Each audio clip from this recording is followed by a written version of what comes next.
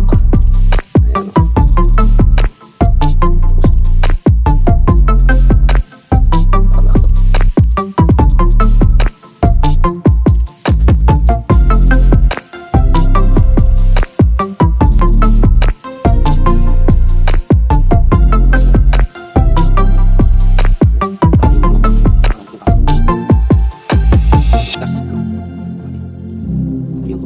Yung lasa malungkot.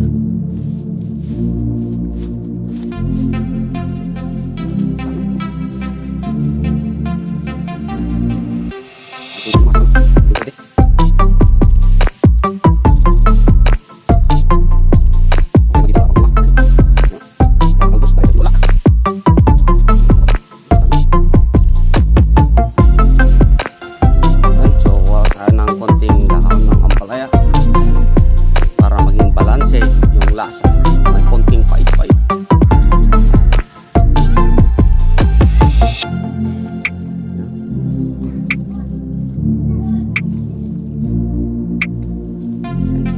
Dahon ng palaya. So konti lang yung kunin natin para hindi maging masyadong malasa yung pait-pait na ito. So katatapos lang yung bagyo. Ayan. Buti na bangon ko pa itong mga gulay ko, mga tanim ko. Ayan. Ayan. Nagkakagulo-gulo na yung mga pananim ko. Wala na yung pinagmamalaki kong tanim ko. Ayan. Bagsak lahat. Ayan. Ayan.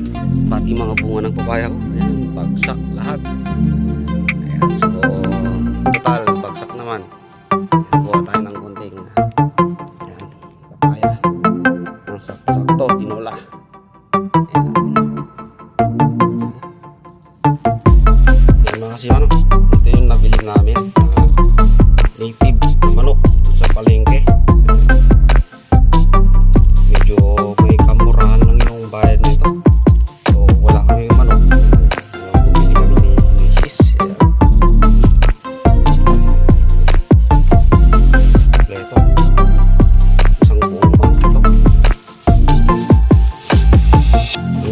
Dito walang dugo. Ayan pakasiman. Tapos meron tayong native na bawang. Ayan. Siyempre pag ako nagtitinola may bawang. Ayan. Tapos maraming luya.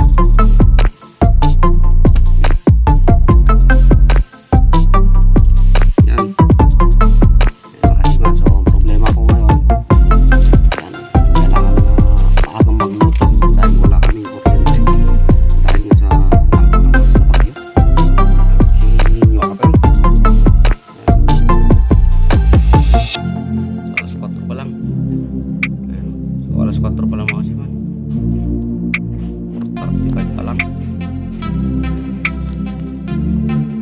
So magluto tayo dito sa ito, ulingan. Kailangan magtipid.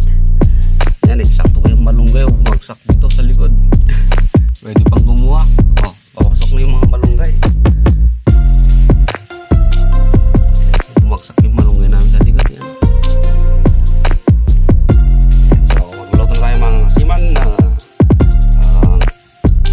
ewan ko kung kakaiba sa inyo to o di kaya alam nyo na to. So ako bawang talaga, tapos luya, paminta. Ayan. Kasiman, so magpausok na tayo.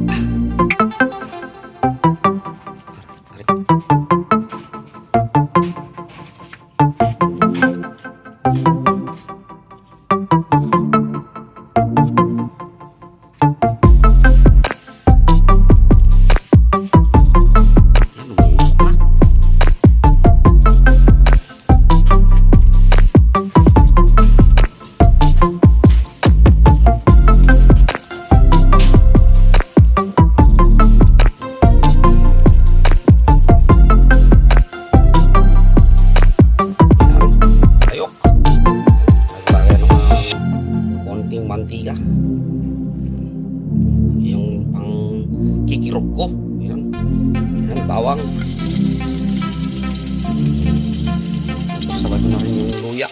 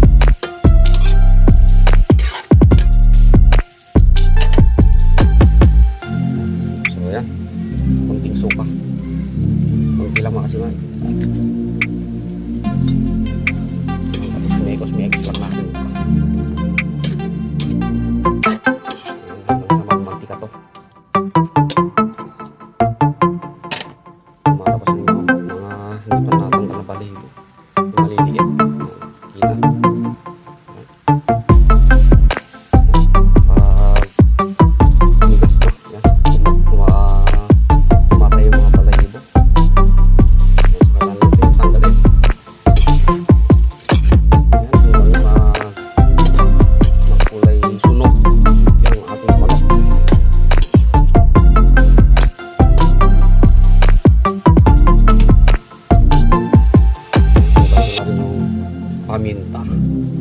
Ayan, pino yung gamit ko dito. Para yung sabaw. Nakabit dito. Ayan. Lagyan ko ng konti. Ito na rin yung biatsin. Para kumapit yung lasa. Ayan, so hindi ako gumagamit ng no cubes. Ayan, pag native yung gamit kong manok. Pero pag yung hindi native, gumagamit ko ng kalahating cubes para maglasa yung manok. Pero dito, yan, lasang lasa yung manok dito.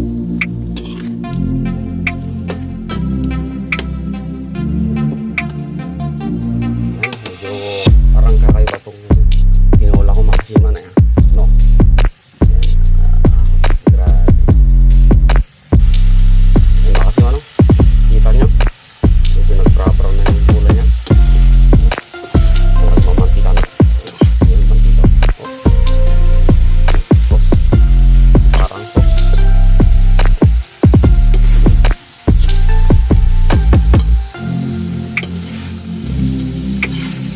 Pwede nang lagyan ng tubig to. Yung amoy nito maganda na. Hindi tulad kanina. Medyo talagang malasa.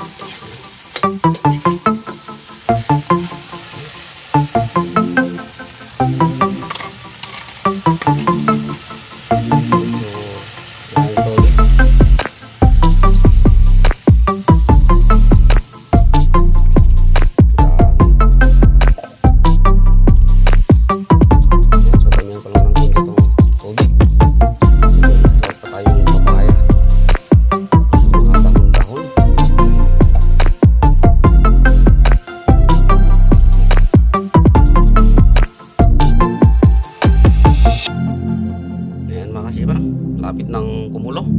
Ayan. Malapit ng kumulo. Hindi pa luto.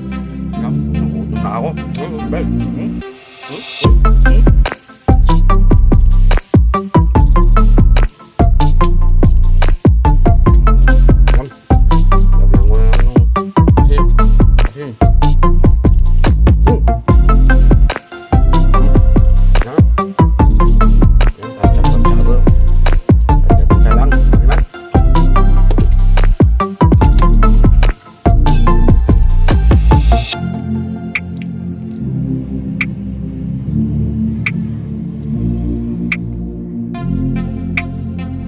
Ayan o, kulong-kulo na. Ayan.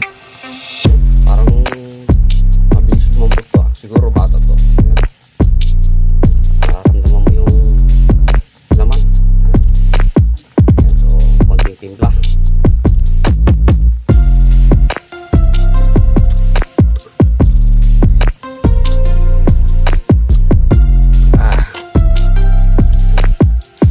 Kulang sa betsin.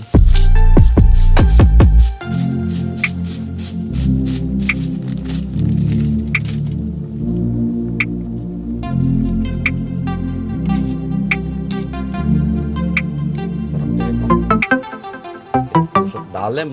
Ayan.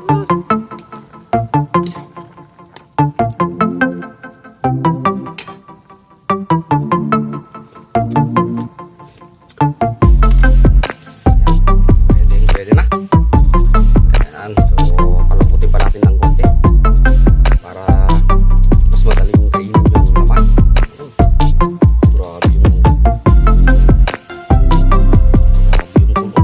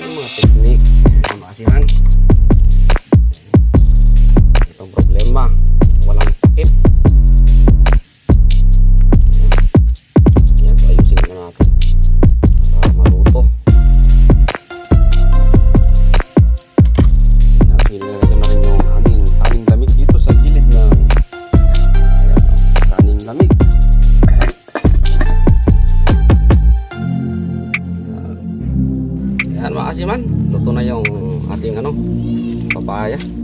Yan. Yan natin itong mga dahon-dahon. Yan, eksakto may kuryente na. Ayan. Eksakto.